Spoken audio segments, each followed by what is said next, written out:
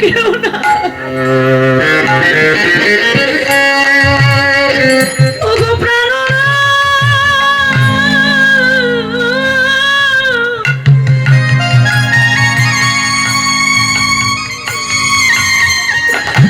যদি আমি ওই তুলসীর তলায় পড়ে রব,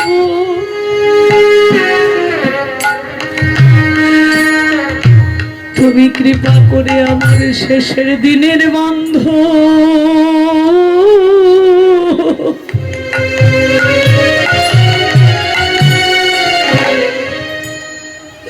ওগো গোপীনাথ তুমি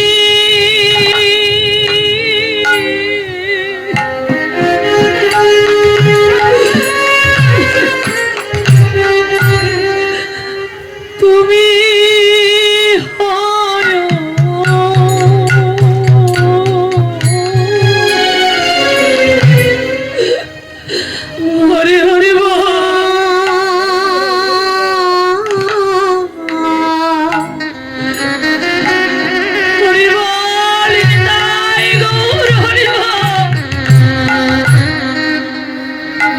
শেষের দিনে বন্ধ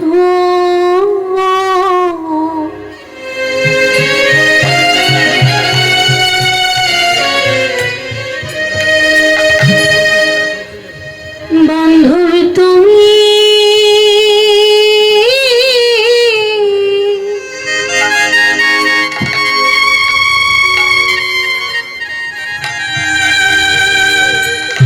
গোপীনাথ তুমি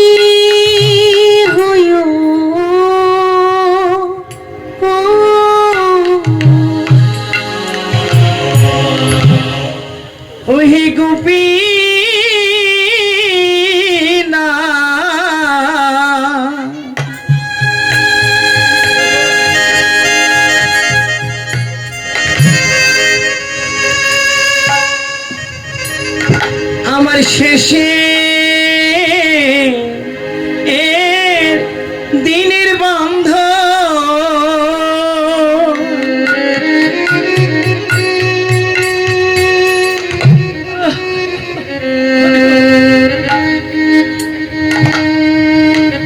আমার শেষের দিনের বান্ধব তুমি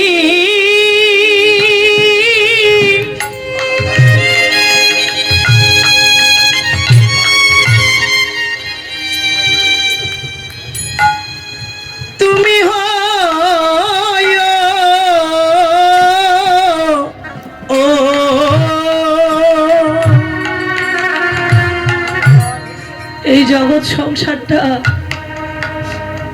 এই যে বৃথা মায়ার সংসার,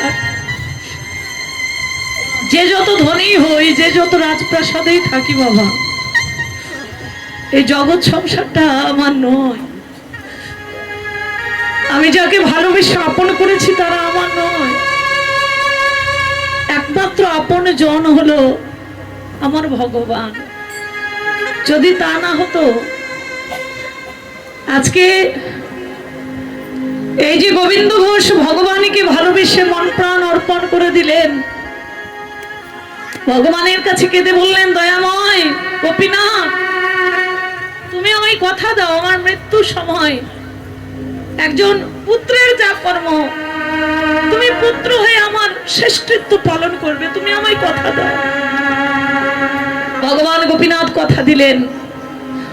কালের বিবর্তনে তার দেহটা অসুস্থ হয়ে গেল। গোবিন্দ ঘোষ মারা গেল, মৃত্যুর কোলে ঢলে পড়ল। ভগবান গোপীনাথ নিজ হাতে তার শেষকৃত্য সম্পন্ন করেছিলেন। এমনকি একটা সন্তান যেমন পিতার উদ্দেশ্যে 1 মাস ধরে হবিষান্ন গ্রহণ করে, নিজের পরনের দামি বস্ত্র খুলে ফেলে একটা শুদ্ধ বস্ত্র পরিধান করে, গোপীনাথ তাই করেছিলেন, আজও করে যাচ্ছে। 500 বছর আগে যা করেছেন, 500 বছর ধরে আজও করে যাচ্ছে অগ্রদ্বীপের গোপীনাথ। অগ্রদ্বীপের মাটিতে আজও 1 মাস ব্যাপী সেই গোপীনাথকে উদ্দেশ্য করে মেলা হয়। সেই গোবিন্দ ঘোষের উদ্দেশ্যে ভগবান গোপীনাথ আজও পালন করছেন। এই যে রথযাত্রার সময় আমরা এই যে রথের দড়ি টানি, রথযাত্রায় আমার ভগবান কি করেন, কোথায় যান? জগন্নাথ দেব মাসির বাড়ি। কোন মাসির বাড়িতে যান? তার নাম কি গো?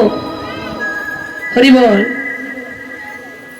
গুন্ডিচা দেবী, যিনি একটা নয় দুটো নয় 18টি পুত্রকে হারিয়েছিলেন। 18টি পুত্রের বলিদান দিয়ে তার স্বামী ইন্দ্রদম্ন রাজা 18 নালা তৈরি করেছিলেন, সেতু তৈরি করে দিয়েছিলেন, যাতে ভক্তরা পুরী ধামের মন্দিরে যেতে পারে। ভগবানের কত বড় পরীক্ষা তাদেরকে দিতে হয়েছে বাবা। মা গুন্ডিচা জগন্নাথ দেবের কাছে কেঁদে বলেছিলেন, মা কেঁদে বলেছিলেন, জগন্নাথ আমি তোমার চরণে কি অপরাধ করেছি? আমি নিঃসন্তান ছিলাম, আমি তোমার চরণে কেঁদে সন্তান চেয়ে নিলাম, তুমি 18টি সন্তান দিলে, মা বলে ডাকবার মতো তুমি একটি সন্তানকে অবশিষ্ট রাখলে না। ভগবান ডেকে বললেন, মা সেদিনের কথা তুমি মনে করে দেখো, যেদিন তুমি কেঁদে কেঁদে বলেছিলে, জগন্নাথ তুমি আমায় সন্তান দাও, সন্তান দাও। এই যে সন্তানের আশা করেছিলে, তোমায় আমি 18টি সন্তান দিয়েছিলাম। 18টি সন্তান যখন বড় হলো, তুমি কেঁদে বললে, ভগবান সন্তানই দিলে, একটি সন্তান আমার কৃষ্ণ ভক্ত হলো না কেন? একটি সন্তান আমার গোবিন্দ সেবায় কেন লাগলো না? সকলে দুরাচার অনাচার করে বেড়াচ্ছে, নেশাগ্রস্ত, আর কাজে সময় মগ্ন। ভগবান সেদিন ডাক শুনেছিলেন, জগন্নাথ সেদিন ডাক আমি তোমার শুনেছিলাম, গুন্ডিচা মা আমি তোমার ডাক শুনেছিলাম। তুমি বলেছিলে তুমি আমার পুত্রদের সদ্গতি করে দাও, তোমার চরণ সেবায় লাগিয়ে দাও। তাই তোমার এই পুত্রদের মুক্তি হতো কেমন করে? তোমার পুত্রগণকে আমি মুক্তি করে দিয়েছি এই ভক্তদের সাধুগুরু বৈষ্ণবের চরণের ধুলায়। এই যে 18 নালা তৈরি হলো, সেই 18 নালার উপর দিয়ে, সেতুর উপর দিয়ে যত যত সাধুগুরু বৈষ্ণব যায়, সেই স্থানে ভক্তদের পদধূলি পড়ে, আর সেই ভক্তদের সাধুগুরু বৈষ্ণবের পদধূলিতে তোমার 18টি পুত্রের উদ্ধার হয়ে গিয়েছে।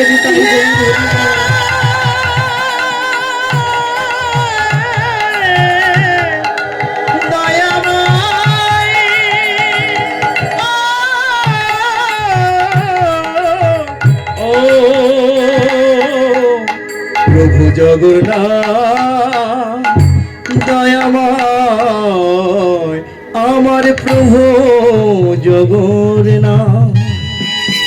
জগন্নাথ দেব ডেকে বলেছিলেন, মা তুমি দুঃখ করো না, আমি তোমায় কথা দিচ্ছি, তুমি যেমন করে তোমার পুত্রকে হারিয়েছো, তুমি পুত্র শোক করো না। আমি ভগবান জগন্নাথ যতদিন এই পৃথিবীতে চন্দ্র সূর্য থাকবে, ততদিন প্রতি বছর রথের সময় আমি রথে করে তোমার ঘরে যাব, তোমার সন্তানের ন্যায় তোমার হাতে আমি প্রসাদ সেবা করব। সেদিন তুমি আমায় প্রাণ ভরে সেবা দিও। নিতাই গৌর হরি বল। প্রীতি প্রেমানন্দে হরি হরি। তাহলে এই জগতের সন্তান কতদিন মনে রাখবে বাবা, কতকাল? আর আমার ভগবানের মনে রেখেছে কত জগৎ। আজও রথে চলে প্রত্যেক বছর ভগবানে যাচ্ছে 7 দিনের জন্য গুন্ডিচা মায়ের বাড়ি। ভক্ত বৎসল ভগবান ভক্তের বাসনা পূরণ করতে। জাগতিক জগতের পুত্র কয়দিনের? আর আমার ভগবানকে যদি ভালোবাসা যায়, তাহলে জন্ম জন্মান্তরে সে আপনার সঙ্গ কখনো কোনোদিন।